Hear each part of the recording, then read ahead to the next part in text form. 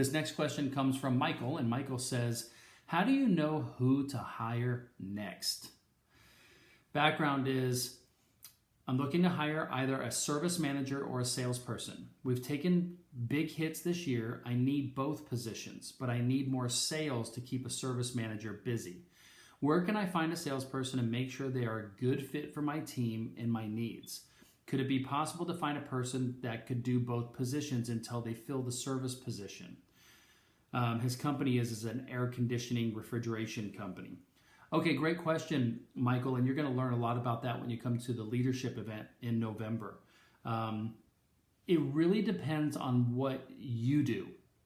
So when I'm going to hire somebody for my company, especially in the beginning stages, I want to know what part that I am indispensable. Like it would be very, very challenging and difficult to bring somebody in to do what I do. Now, I understand that as a small business owner, I might wear many hats and do a lot of things, but there's always one or two things that are mission critical to the business. It might be doing the installations. It might be doing the service work. It might be, something like that. Being able to talk the restaurant lingo in order to get them to do business with us. I'm not sure, but there's probably some really secret sauce that you possess that it would be easier for you to do that because it'd be harder to find that person, and then you bring somebody else in on the other side. So if you are a great salesperson, a hunter that wants to get out there and talk to restaurants, then you might want to do that and bring in a service person to actually do the service work. Now, in my last company, I was a great salesperson, but my the service that I provided and the product and service I provided was very it was very complex, and it would have been very difficult in the beginning for me until I had an office and all this stuff to do it from my home. It would have been hard to bring in a technician. So I hired a salesperson first, and I found them on Career Builder. Today you can find them on Indeed, ZipRecruiter, and Sales Gravy. Sales Gravy is a great place to find salespeople.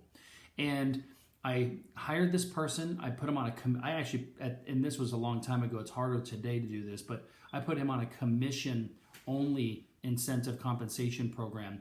And we both did sales, and when it got just too much for me to handle all of the sales coming in for doing all of the installations and the service work, I had to stop me doing sales because I had to focus on doing the installations and configurations for the computers. But he would then still be out there selling, which would keep driving revenue, and that was most important. I always feel that sales drives manufacturing. So in any business, sales drives everything. Profitable sales.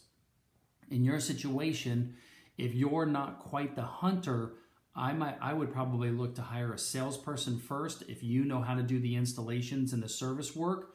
Even if it's something you don't enjoy, but you know how to do it, I would bring in a salesperson and start bringing in the business until you just are working 60, 80, 100 hours a week doing your service work, and then bring in a service person so that you know that when you bring in the service person, you've got plenty of work for them.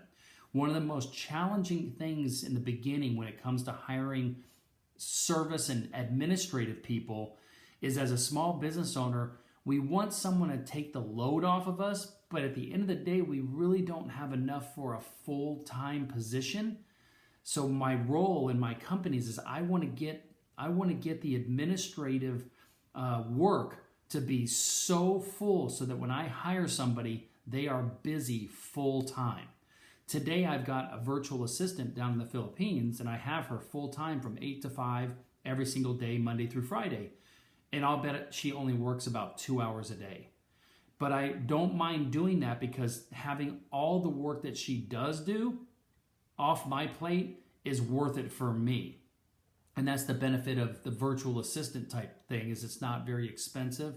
If I was going to hire that person full-time in the United States, it might be a $45,000 position, and they'd only be working 2 hours a day, and I'd be like, I can't afford that. But I only pay $1,500 a month for the virtual assistant, and that's worth it to me. And I know that she's going to be trained to handle it as it gets busier.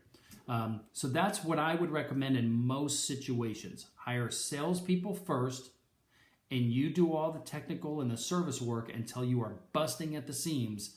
But you always keep your ear out. You always be recruiting, looking for those technicians so that when you're ready, you've got the relationship built, you know who you want, and then you can offer them a good contract and a good salary.